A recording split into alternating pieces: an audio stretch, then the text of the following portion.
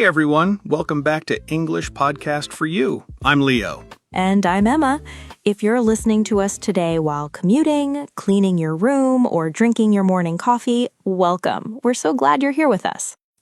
Today's topic is, well, it's a big one. It's something almost every single person goes through, but nobody really prepares you for. Oh, absolutely.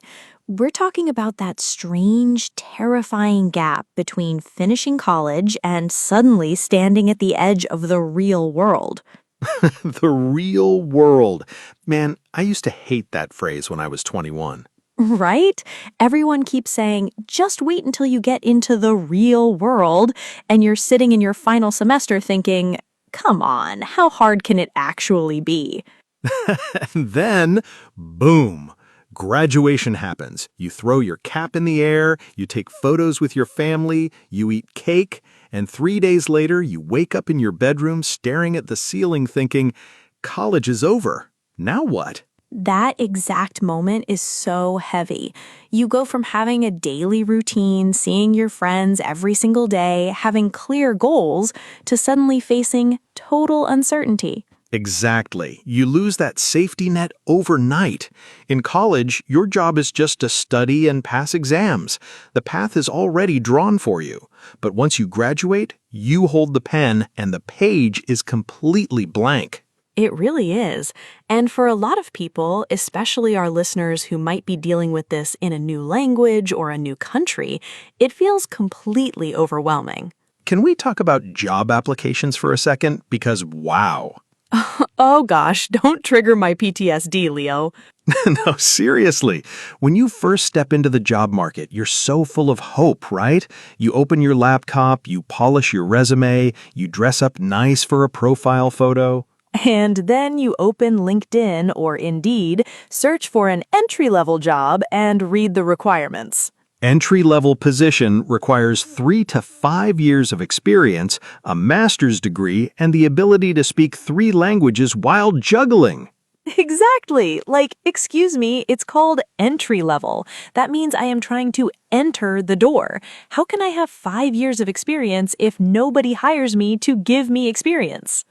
It's a complete paradox. It makes you feel like you're already behind before you've even started. How did you handle that feeling back then, Leo? Do you remember your first few weeks of job hunting? Man, honestly, I felt tiny. Every morning I would sit at my desk, send out 15 custom cover letters, and then silence. Days of pure silence. The ghosting. That's the hardest part, isn't it? Not even getting a rejection email. Just nothing. Yeah, it feels like sending messages into a black hole. You start questioning yourself. You think, was my degree useless? Am I just bad at this? That self-doubt sneaks in so fast, and social media definitely doesn't help. Ah, you hit the nail on the head. Social media during graduation season is dangerous. It really is. You scroll through Instagram or LinkedIn, and every second post is, I'm so thrilled to announce that I have accepted a role at Google, or so blessed to start my new journey as a senior manager at 22. Right, and you're sitting there in your pajamas at 2 p.m. eating leftover cold pizza, wondering why you haven't received a single callback. Hey, don't disrespect cold pizza. But yes, exactly. We compare our behind-the-scenes struggles to everybody else's highlight reel. Exactly. You don't see the 50 rejection emails that person got before they posted that one success announcement. You only see the finish line, not the marathon. That reminds me, I remember calling my mom about a month after graduation. I was crying in my kitchen because I had received 3 rejection letters in a single day. Wow. What did she tell you? She told me something I'll never forget. She said, Emma, you are not failing. You are just in the middle of the transition. Transitions are supposed to be messy. Transitions are supposed to be messy. Man, that's so true. We expect ourselves to instantly switch from student mode to successful adult mode overnight, but life doesn't work like that. It's not just about finding a job either, is it? It's also about losing your social structure. Oh, 100%. In college, your best friends live down the hallway or 2 streets away. You can hang out at 1 a.m. on a Tuesday just because you felt like getting late-night snacks. Oh, those late night ramen runs, I miss those. Right? But after graduation, everybody scatters. Some friends move back home, some move across the country for work, and suddenly your social circle shrinks drastically. And you realize how quiet life can get. Yeah. The uncertainty of where your friends are going, combined with the pressure of building your own career, it gets lonely. It really does. So, how do we cope with all of this? If someone listening right now is sitting in their room feeling completely lost and overwhelmed by the real world, what's step one? Step one is forgiving yourself for not having it all figured out today. You don't need a 10-year plan right now. You just need a plan for this week. I love that. Small steps. Build a small daily routine. Get up at a normal time, go for a short walk, work on your resume for 2 hours, and then give yourself permission to rest. Exactly. The job market might be tough, but you are tougher than you think. Every application you send, even the ones that get rejected, is practice. And if you're listening to this podcast right now, you're already taking a step to improve your English and invest in yourself. That counts. That definitely counts. Speaking of taking steps, another thing that really helped me during that chaotic time was managing my expectations about what my first actual job was going to look like. Oh, say more about that, because I think a lot of us step out of university expecting our first job to be our dream job. Exactly. You think you're going to land this amazing position where you're running big projects, leading team meetings, and making a massive impact on day one? And instead, your manager spends the entire first week teaching you how to use the office printer and showing you where the coffee filters are kept. Oh, the printer. Don't get me started. My very first week at my first office job, I accidentally jammed the main copier machine on a Tuesday morning, and half the department was standing behind me waiting to print their reports. No way! What did you do? I panicked, Emma. I literally just stood there, stared at the error screen, and said, "I think it's broken." A senior worker had to come over, pull out 3 sheets of crumpled paper, and fix it in 5 seconds. I wanted the floor to open up and swallow me whole. That is classic entry-level trauma. But honestly, that's such a good point. We put so much pressure on ourselves to be perfect right away. But the truth is, nobody expects a fresh graduate to know everything. Exactly. Employers know you're learning. The most important quality isn't knowing how to do every task on day one. It's just showing up with a willingness to listen, ask questions, and learn from mistakes. Absolutely. And asking for help is actually a skill, you know? When you're in college, asking for help on an exam feels like cheating. But in the real world, sitting there in silence when you're stuck is what actually gets you into trouble. Exactly. "I don't know, but I'm eager to learn" is one of the most powerful phrases you can use in an interview or on the job. It shows confidence, not weakness. I love that. It takes away so much of that suffocating pressure. It really does. You don't have to be the expert yet. You just have to be the student who is ready to grow. That mindset shift completely changes the game. But you know what else surprised me during that post-grad transition? The financial reality shock. Oh man, the money. Or should I say, the lack of money. Right? In college, if you have $20 in your bank account on a Friday night, you feel like you can buy a slice of pizza and hang out with friends. You feel okay. Because you know your living expenses are somehow handled for the semester. Exactly. But then you get your first real paycheck, and for about 5 seconds, you feel rich. You look at that total number and think, wow, look at all this money I earned. And then rent is due. Electricity bill arrives. Wi-Fi bill arrives. Groceries. Health insurance. Suddenly, that paycheck disappears into thin air. You're sitting there looking at your bank app like, wait, where did all that money go? I didn't even buy anything fun. Welcome to Adulting 101. Taxes and bills, the dynamic duo nobody warned us about in lecture halls. It's so true. I remember the first time I had to buy my own vacuum cleaner. I stood in the home appliances section for 20 minutes staring at the prices, genuinely offended at how expensive a piece of plastic is that sucks up dust could be. Buying household essentials with your own hard-earned money hits totally differently. You start guarding paper towels like they're made of gold. But honestly, even though it's scary, there's also a quiet sense of pride that comes with it, don't you think? That first time you pay your rent entirely on your own, it's terrifying, but it also feels like, hey, I'm doing it. I'm actually making my own way. You're right, it's a huge confidence booster. It's the difference between feeling like a kid playing dress-up in adult clothes and actually becoming independent. Speaking of independence, what about dealing with family expectations? Because I know a lot of our listeners experience a lot of pressure from parents or relatives after graduating. Ugh, yeah, that's a tricky balance. Parents usually mean well, but their questions can feel like an interrogation sometimes. So, did you hear back from that company? What's your starting salary? When are you getting your own apartment? Your cousin just got a job at a Fortune 500 firm. Why aren't you applying there? Ugh, the classic cousin comparison. It's the absolute worst. It really is.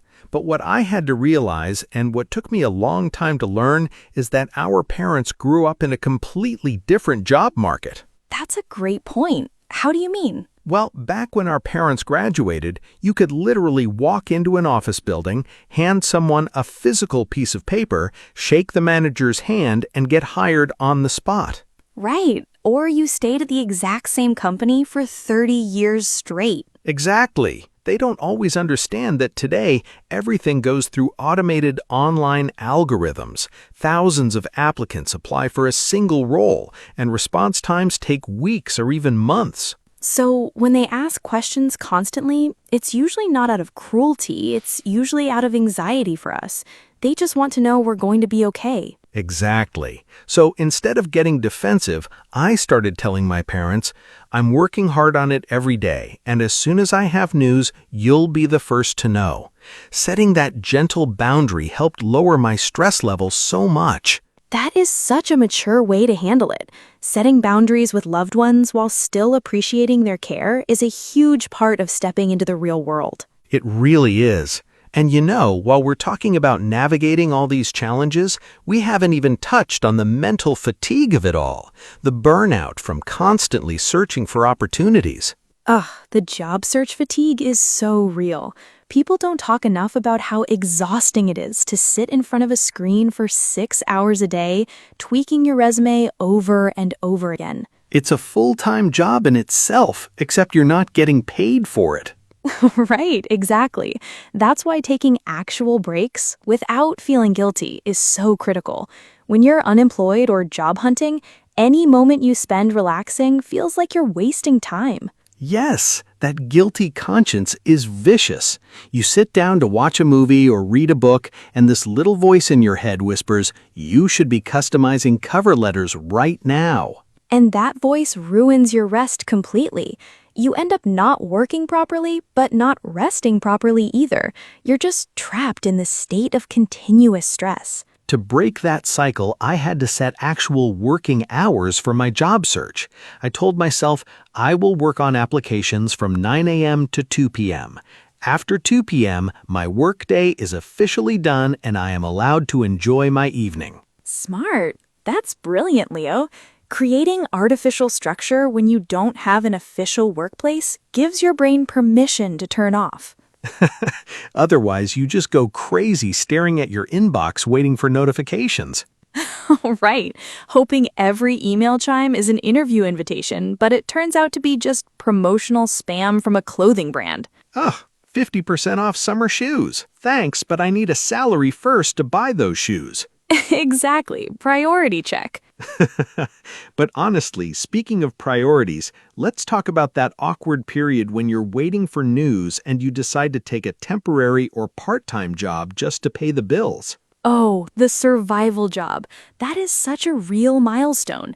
Whether it's working at a coffee shop, driving ride shares, or working retail, almost everyone does it at some point. And yet, so many people feel embarrassed about it. They feel like taking a retail or service job after getting a college degree means they failed. Which is so unfair. There is absolutely no shame in working hard to support yourself while you build your future. Not at all. In fact, working my customer service job right after graduation taught me more about communication, patience, and handling high-pressure situations than half my college classes did. Oh, customer service will build your character faster than any corporate internship ever could. You learn how to stay calm when someone is literally yelling at you over a wrong coffee order. Exactly. It gives you thick skin, and more importantly, it keeps you active. It gets you out of the house, gives you a reason to put on real clothes, and put some cash in your pocket while you keep applying for roles in your field. That's a huge point. Sitting home all day in front of a laptop facing uncertainty can really mess with your mental health. Getting out into the world, even if it's for a temporary job, keeps your momentum going. Exactly. Momentum is everything. Once you stop moving, that feeling of being stuck gets heavier and heavier. What about networking, though? That's another word that gives fresh graduates so much anxiety. Networking. It sounds so cold and calculating, doesn't it? Like you're using people just to get a favor. Right?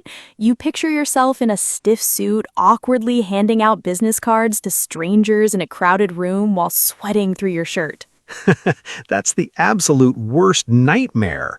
But real networking isn't like that at all. It's really just about making genuine human connections and asking people about their stories. How did you reframe it for yourself when you were starting out? Instead of asking people for a job right away, I just reached out to people who had cool careers on LinkedIn and asked for a 10-minute informational chat. Asking for advice instead of asking for work. That takes the pressure off both sides. Exactly. People love talking about their own journeys. I'd say something simple like, "Hi, I'm a recent graduate interested in your field. I love the work you do at your company, and I'd love to ask you 2 quick questions about how you got started." That's so clever because it shows respect for their time and it shows initiative. And honestly, most professionals are more than happy to help someone who reminds them of their younger self. Exactly. You'd be surprised how many doors open just because you were polite, curious, and took the chance to send a friendly message. It all comes back to taking action, even when you feel terrified of rejection. Rejection is just part of the process in the job market. It's not personal, even though it feels incredibly personal when it happens to you. It really isn't personal. A company might receive 500 resumes for one position. Being rejected doesn't mean you're not capable or talented. It just means that specific spot wasn't the right fit at that exact moment. Every single no is just steering you closer to the yes that actually matters. Man, Emma, that was poetic. We need to put that on a motivational poster. Hey, if the podcasting thing doesn't work out, I've got a backup career in writing greeting cards. Don't say that. This podcast is our sanctuary. Plus, where else do we get to drink free coffee and talk about our life struggles for an hour? Good point. The coffee alone keeps me coming back every week. Priority number 1, keep the coffee flowing. But seriously, looking back on that whole postgraduate blur, it really does make you appreciate how much you grow in such a short amount of time. It really does. When you're in the middle of it, every day feels like an uphill battle. But once you come out on the other side, you realize that all that uncertainty was actually shaping your character. Exactly. You learn how to handle rejection, how to budget your money, how to adapt when things don't go according to plan. Those are life skills that no university class can ever teach you. Right. College gives you the academic foundation, but the transition into the real world is where you actually build resilience. Resilience. That's the word right there. It's like hitting the gym for your mental strength. The first few workouts are painful, your muscles ache, and you want to quit. But after a while, you notice you're lifting heavier weights without even sweating as much. I love that analogy. And just like going to the gym, you don't see results overnight. It's the consistency, sending those resumes, practicing for interviews, keeping a positive mindset that eventually pays off. Absolutely. And for anyone listening right now who feels stuck in that middle zone, just remember that your timeline is completely your own. You don't have to match anyone else's pace. Yes, please stop comparing your Chapter 1 to somebody else's Chapter 10. Some people land their dream role immediately, while others take 6 months or a year, and both paths are completely valid. Exactly. In fact, taking a little longer often gives you time to figure out what you actually want, rather than rushing into a career path that doesn't fit you just to feel secure. That's so true. I have friends who jumped into corporate jobs straight after graduation because they were scared of being unemployed, only to realize 2 years later that they hated the industry entirely. Right. So having a bit of time to breathe, explore options, and even make mistakes early on can actually save you years of headache down the road. It's all part of the journey. So if you're feeling the weight of the job market on your shoulders today, take a deep breath. You are doing just fine. You really are. Celebrate the small wins. Keep building your skills, including listening to podcasts like this one to level up your English, and trust that the pieces will fall into place. Well said, Leo. I think that's the perfect note to wrap up today's conversation on. Agreed. Thank you so much to everyone who hung out with us today. If this episode brought you some comfort or helped you feel less alone in your post-grad journey, make sure to like, subscribe, and share it with a friend who might need to hear it today. We'd also love to hear your stories in the comments below. Tell us about your own graduation transition or what topic you want us to talk about next. Until next time, take care of yourselves, keep learning, and stay confident. Bye, everyone. See you in the next episode. Bye-bye.